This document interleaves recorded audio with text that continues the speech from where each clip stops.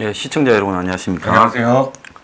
김석범 마음 공부하는 소울닥터 오셨습니다. 네, 안녕하세요. 그러니까 자, 중국 국방부가 어제 홍콩 시에 네. 유민 해방군을 투입할 수 있다는 입장을 밝혔다. 네. 이렇게 이제 이야기를 하며 홍콩 정부가 요청하면 질서 유지를 위해 군대 투입하겠다 이랬습니다. 네. 그런데 요즘 보면 하얀 옷을 입은 깡패 네. 같은 놈들이 그냥 방망이 들고 곳곳에서 시대를 폭행하고 네. 경찰도 좀 방관하고 하는 모습이 보이지 않습니까? 네, 그렇지. 사진상으로 봤습니다. 자, 저는 우리 사회에 중국 좋아하는 사람들 많은데요. 저런 모습을 보면서 한국의 좌파들은 네. 홍콩의 시대에 대해 왜 침묵하는가? 그러니까 그게 네? 그러니까 그게 딱 이 목표를 향해서 움직이는 걸로 확실하게 드러나는 모습이거든요. 네. 일제히 조용하잖아요. 우리가 공식적인 집회에서 아마 대규모 집회에서 홍콩의 민주화 시위를 지지한다고 네. 발표를 아마 대한민국에서 거의 유일하게 공개적으로 해준 네, 사람이거든요. 네, 네. 근데 한 줄도 보도도 안 해요, 이 자식들. 네. 그런데 지금 어떻게 좌파 진보의 가치는 어떤 개인의 자유에 대한 존중, 뭐 네. 이런 인권 이런 거 아닙니까? 근데 그런 게 전혀 없어요. 특히 뭐 한국이 데모의 원조의 나라라고 네. 홍콩도 한국의 촛불 시위를 보고 저렇게 용기를 얻었다는데 네. 진짜 한국의 촛불 시위하는 사람들은 철저하게 지금 홍콩을 외면하잖아요. 네, 그렇죠.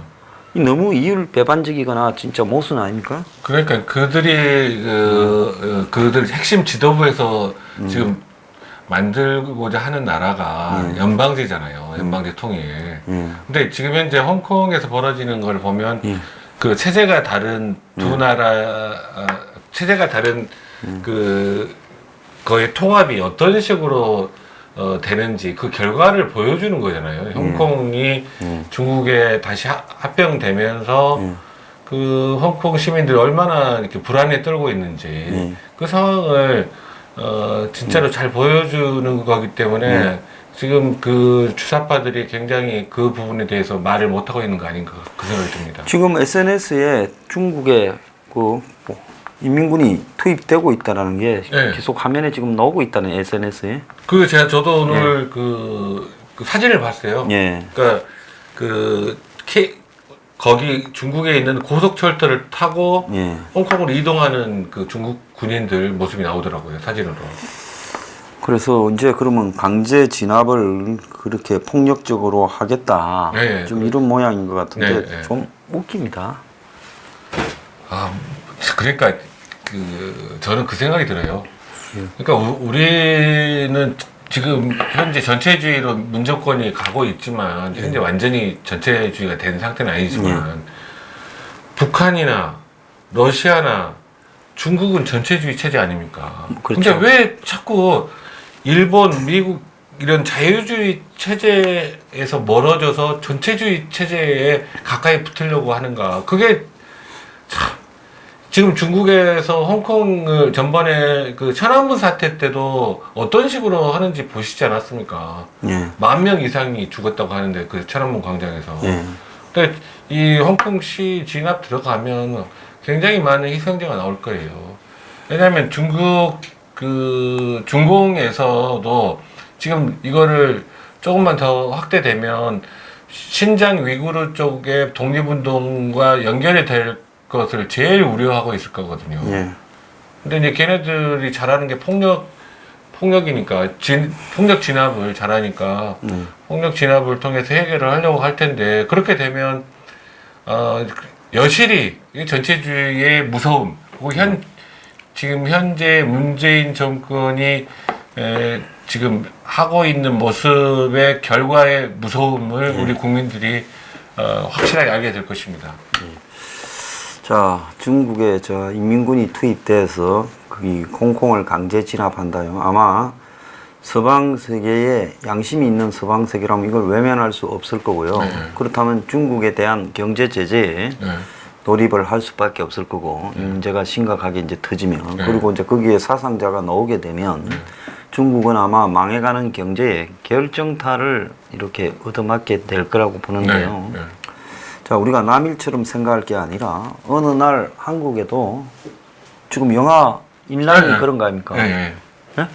대통령이라는 집권자 인간들이 그냥 북한하고 5년 안에 통일하자고 선언해 버리니까 보수가 이제 막 집회하고 길거리가 온통 경제는 붕괴되고 그렇죠. 데모대로 넘치고 사회가 폐허가 되어가면서 벌어지는 그 강제 진압 과정에서 일합니까? 그렇죠. 그 영화가 실패했지만은 제가 볼 때 아주 현실적으로 한국에 있을 수 있는 그런 일이다. 좀 그렇게 느껴졌어요. 그래서 우리가 홍콩 일을 남처럼 여기다가는 큰 코 다칠 수 있다. 진짜로 그 남일 아닙니다. 진짜로 홍콩 사태는. 그 저걸 보면서요, 얼마나 이 사회주의나 공산주의 이런 것들이 위험하고 안 바뀌는가 본질이. 그래서 뭐 진짜 저는 제 희망사항이기도 하고 제 확신이기도 합니다만은 중국이 10년 안에 망합니다. 홍콩이 그때까지만 좀 버티면 되고요. 중국이 망하면 저는 북한이 저절로 남쪽에 흡수 통합될 거다. 그렇죠. 김정은이는 아마 도망가 버릴 거예요. 맞아 죽거나. 그러겠죠. 그렇기 때문에 아무리 북한을 포갑 통치해도요, 중국이 무너지면 이제 북한도 무너질 수밖에 없다. 그렇죠. 중국이 무너지면 북한이 무너진다는 거는 확실한 거고, 지금 현재 북한이 지금 살아남아 있는 것도 중국이 계속 백업을 해주기 때문에 살고 있는 거거든요. 자, 그리고 지금 조국이가 이제 법무장관 되고 민정수석은 지 편하려고 만만한 검사도 아닌 그야말로 뭐 그냥 10년 전에 공직 경력 끝난 사람 데리다 그렇죠. 앉히지 않습니까? 자, 근데 저 사람이 이번에 총대 메고 이제 정권을 이제 위해 반일 투쟁에 사람들을 내몰았잖아요. 어제 뭐 데일리안인가 여론조사인 걸 보니까 조국이 이렇게 하는 게 옳으냐 그러냐에 잘못됐다가 3%가 많더라고요. 아, 그래요? 여론조사가 너무 요즘 황당하게 나와서. 아니, 그래도 황당할 건데도 그래도 조국이가 잘못하고 있다가 3%가 더 많더라고요. 깜짝 놀랄 일입니다. 그렇게 나왔다는 거는. 그래서 내가 보고 어지간히 작업을 했을 건데 어떻게 이런 여론조사가 나올까. 참 어지간히 조국에 대해서 싫어하고 꼴 사납다 생각하는 사람이 많구나. 보니까 PK가 거부감이 제일 심해요. 지 고향. 그리고 20대, 50대, 60대. 20대가 그렇게 조국을 20대 남자가 대부분이 조국을 싫어하는 것 같아요. 20대라도 이렇게 좀 성향이 달라져서 아무튼 저는 조금 다행으로 생각합니다. 30대, 40대가 제일 그 문파인 사람들이 많은 걸로. 근데 제가 볼 때 이게 참 우려스러운 게 차라리 정치를 계속 하던 사람은 저렇게 무리수를 안 두거든요. 내가 맞습니다. 이런 데서 눈 딱 감고 총대 메고 하다가는 나중에 내가 어떻게 비춰지고 이미지가 어떻게 고착된다는 걸 알기 때문에 직업 정치인들은 저렇게 못됐게 총대 안 맵니다. 이번에도 보면 윤호중이가 조국을 나무라다가 박살이 나가 꼬리를 내리지 않습니까?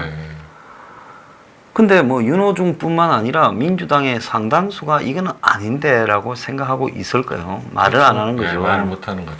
근데 지금 조국이 저렇게 안하무인인 건 문을 어떻게 꼬셨는지 지금 어쨌든 2인자가 된 거 아니겠습니까? 그렇죠. 실질적인 2인자가 됐죠. 지금. 사람들한테 조국이 세냐 이낙연이가 세냐 하면 이낙연이는 나중에 총리 자리 조국한테 물려주고 집에 갈 사람 아니겠어요? 그렇죠. 지금 임시로 지지율.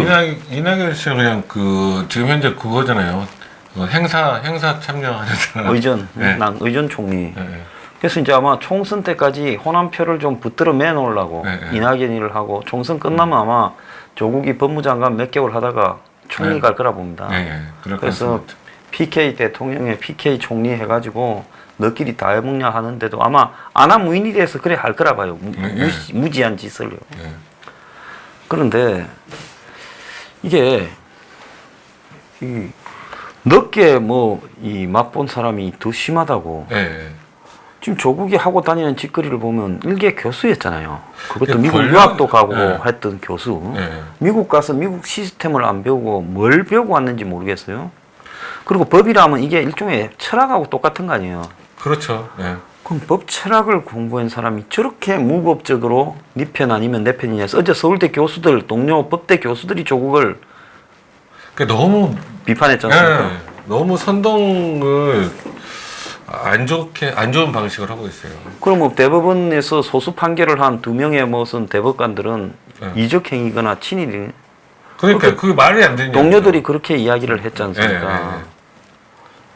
그래서 살다 제가 볼 때 이렇게 무지몽매하게 권력에 눈이 멀어서 예.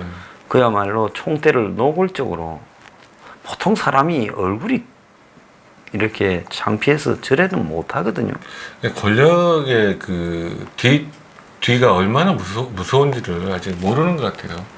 지금 지가 손에 지 세상을 다 진 것 같겠지만은 옛날에 박철원 씨나 뭐 저런 사람들 몇몇 있었잖아요.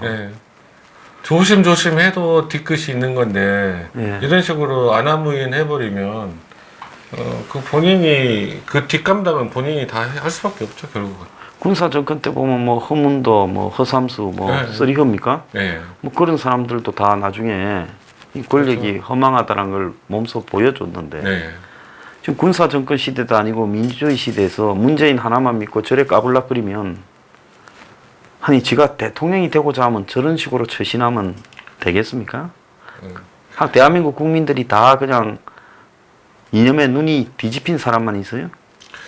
그래서 지금 이 무서운 게 어떠한 신념을 가지고 지금 어떠한 우리 그 나라 우리 국민들을 끌고 가려고 이러는지 앞뒤 안 재고 그냥 밀어붙이는 것 같아서 참 불안한 마음이 듭니다. 방금 이 영상 녹화하고 있는데 지금 오늘 우리가 이제 목요일 아닙니까? 목요일 4부 렉스스타 부수고 거북선 횟집에서 밥 먹으면 뭐 해결되냐? 그러니까 무식하니까 용감하다. 이렇게 올린 영상이 수천 명이 보고 있는데 순식간에 영상이 제 눈앞에서 꺼져서 사라져 버렸어요. 그래서 잠깐 밖에 나가보니 이유가 없이 1, 2, 3, 4, 5부까지 올라 있는데 4부가 날아가 버린 일이 지금 발생했습니다. 자, 이게 참 하루 이틀도 아니고 구독 취소시키고 조회 조작하고 몇만 개씩을 빼고 또 이 스톱을 시켜놓고 몇 시간을 밤에 또 설금설금 빼고 뺄짓거리를 다 해요. 그래 놓고는 뭐 좌파들이 마치 우리 쪽에 들어와서 어뷰징을 해서 그 수만큼 뺐다고 이야기하는데 그런 것 같으면 원래 내 거는 남아 있어야죠. 가짜로 들어온 거는 사라지고요. 그래서 그렇게 말을 하는 것도 그 뻥이고요. 근본적으로 제가 볼 때 지금 유튜브 측에 지금 이런 정권에 대한 강한 비판을 하는 이런 정치적인 일종의 그 크리에이터들은 찍어놓고 아마 모니터링을 하고 그러면서 제2의 드루킹 같은 조직들이 뭐 정보기관하고 연관돼 있는지 어떤지 모르지만 뭔가를 작업을 조직적으로 하고 있는가. 그래 모니터를 안 하면 어떻게 올라간 지 지금 한 시간도 안 됐는데 순식간에 날려버립니까? 그러니까 분명한 거는 제가 이제 옆에 그 계속 이렇게 조회수 조작되는 거 이런 거 보면서 느끼는 게 자꾸 바뀌고 그러는 거 보면 그러니까 이게 팀이 있는 것 같아요. 이거를 확실하게 전담하는 황장수의 뉴스 브리핑을 타겟으로 삼아서 그거를 그 조회수를 조작하고 이렇게 구독을 잘못하게 하고 또 그 노출이 잘 안 되게 하는 그 모든 과정이 어떤 태스크포스 팀이 있어서 그 팀이 움직여서 하는 거 아니면 이게 답이 실제로 이런 일이 벌어지지 않을 것 같아요. 왜냐하면 그것도 더더구나 밤중에도 그런 일이 계속 벌어지지 않습니까? 그러니까 팀이 있어서 그 팀에서 그 일 개인이 그냥 사적으로 일 개인이 하는 게 아니라 팀이 조직적으로 하는 것 같아요. 자, 렉스스타 부수고 거북선 횟집에서 먹으면 문제가 해결되나 무식하니 용감하다라는 게 뭐가 잘못됐습니까? 그래서 제가 오늘도 좀 수상해서 장난칠 것 같다 딱 보는데 내 눈앞에서 화면이 순식간에 꺼져버리면서 날아가 버렸어요. 그래서 이게 민주주의 국가냐. 그리고 유튜버 측도 이게 어떻게 공정한 어떤 시스템이라고 할 수 있냐. 만약에 뭘 잘못했으면 즉각 날리는 즉시 네. 이야기를 해줘야 되지 않겠습니까? 그렇죠. 뭐가 우리가 뭘 잘못해서 네. 잘못됐으니까 자신들의 네. 규정에 네. 무엇이 위반이 돼서 그런 것인지 누가 항의했는지 네. 이야기를 해줘야죠. 설명을 해야 되지 않습니까? 그래서 이 참 하는 꼬라지들을 보면 이게 이제 민주주의 수준을 거의 벗어나서 네. 해도 너무한 수준으로 가고 있는 것 같아요. 그러니까 이게 완전히 이제 권력의 맛을 들여가지고 지금 국가와 국민은 전혀 생각하지 않고 예. 자기네들 이익이 되는 쪽으로 패거리 정치를 계속 해나가는 것 같아요. 예. 그래서 지금 뭔가가 거대한 조직적인 팀들이 이 짓거리를 하는 것 같은데 나중에 이거 내 분명히 경고합니다만은 이 일을 방조하거나 이 일에 협조하거나 이 짓거리를 저지른 사람은 수년씩 깜빵 갈 수 있다는 걸 내 분명히 경고하고요. 제가 물면 안 놓는다는 거 잘 알 건데 내 유튜브 안 해도 그만이에요. 하지만은 이거 절대로 용납하지 않는다. 뭐 이거 문 닫을까봐 겁이 나서요. 다른 뭐 어떤 사람들처럼 적당히 할 사람이 아니라는 걸 내가 분명히 경고합니다. 참 이게 이제 민주주의 국가가 거의 막장으로 가고 있다. 네, 그렇죠. 그 언론 기능을 제약하고 언론 기능을 파괴하는 것 자체가 이제 전체주의의 마지막 단계이지 않습니까? 제가 말한 게 틀리거나 불만을 있으면 고소를 해요. 고소를. 네.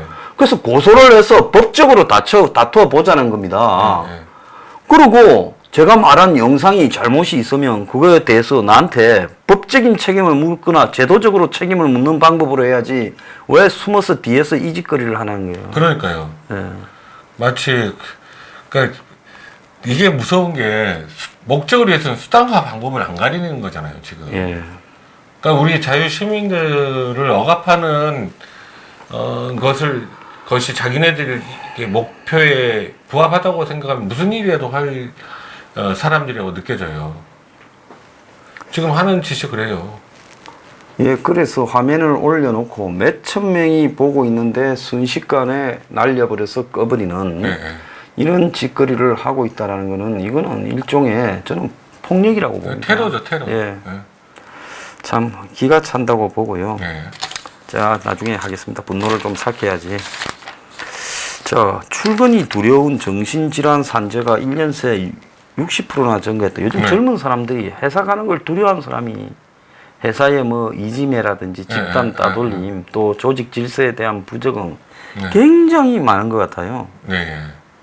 근데 이제 저는 이제 이 제목만 봤을 때 이게 이제 산재 기준을 국가에서 정해야지. 이 부분은 출근이 두려워서 산재 판정을 해준다 그러면 그 산재 기준이 정확하게 되어 있지 않으면 이 산재 청구하는 게 엄청나게 늘어나면서 그 산재 재정에도 문제가 생길 수 있을 만큼 문제가 되지 않을까 그런 생각도 들고요. 그리고 이게 실질적으로 그런 산재 인정이 될 만한 사람이 그렇게 많겠느냐? 저는 그렇지 않다고 보거든요. 그러니까 이 직장에서의 괴롭힘 때문에 산재 출근을 못 한다고 하는 해서 산재를 받을 정도의 사람이 저는 많다고 생각 안 합니다.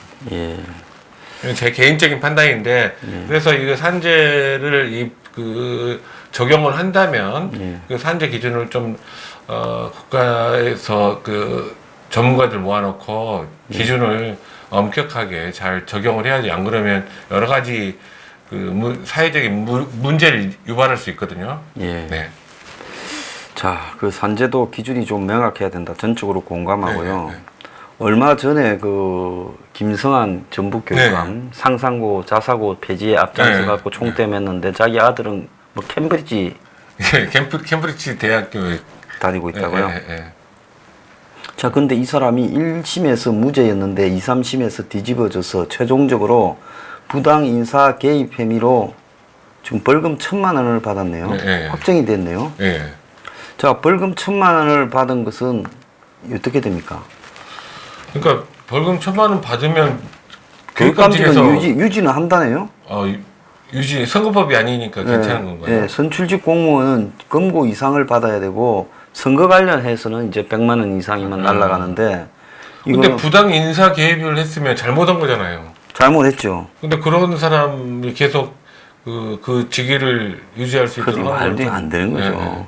그 2013, 15년에 근무 평정을 하면서 인사 담당자에게 5급 승진 대상자 4명에 대해서 승진 후보자 순위를 쭉 매기는데 높이라고 이야기를 했고, 그래서 대상자들의 근무 평점을 인위적으로 조작했다. 지금 그겁니다. 그 원칙에서 벗어나서 했네요. 참 이 권력이 좋기는 좋다, 그죠? 그래서 근데 이 교육감은 이분은 진짜 너무 이중적인 잣대를 들이대는 것 같아요. 그 자기 자녀한테는 특별한 교육을 받게 해주고 싶고,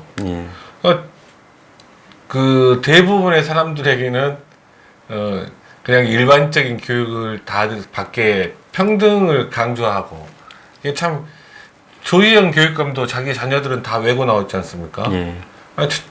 그 이중성에 저는 참 너무 이중적이에요. 전부 실제로 이야기하는 거하고 이야기하는 것과 실제의 모습이 너무 이중적이라서 제가 뭐라고 이야기할 가치가 없는 것 같아요. 그래서 이제 보면 캠브리지 대학에 뭐 국내에서 고등학교 일반 나와서 가면 누가 뭐랍니까? 고액 사립 교육기관 B 칼리지. 그러니까 여기를 보내가 캠브리지를 갔다라는 거예요. 그래서 영국의 옥스퍼드 캠브리지 보면 보통 기족 학교 다니다가 가지 않습니까? 그러니까 애를 갖다가 고액 칼리지 학교에 이렇게 입학시켜 가지고, 그래서 이제 캠브리지 심리학과에 들어가도록 했는데, B 칼리지가 입시 준비 기간이고 학비가 3개월에 1,300만 원이 들어가고, 물가가 비싸기로 유명한 영국에서 한 달에 200만 원 이상 들어갔을 숙식 처리비까지도 있다. 근데 저 아들은 이런 식으로 최고급 교육을 시켜놓고 남들은 자사고를 맞겠다고 달라드는 이게 인간이냐? 저는 그래 봅니다. 말이 안 되는 거예요. 그리고 상상고 홍성대 이사장도 자기 전 재산을 털어넣어서 좋은 교육을 해보겠다고 하신 거 아니에요? 그럼 그분의 그 뜻을 살려야 되는데 어떻게 국가에서 이런 거를 이런 식으로 못하게 막아버리는지 이해가 안 가요. 참 기가 찬 일이 벌어졌습니다. 이렇게 위선적인 사람이 이 한 도의 교육감으로 있다라는 게 참 안타깝고요. 그러니까 이 전북뿐만이 아니라 그 정교조 출신 교육감들이 전부 이중적인 모습을 많이 보이는 것 같아요. 근데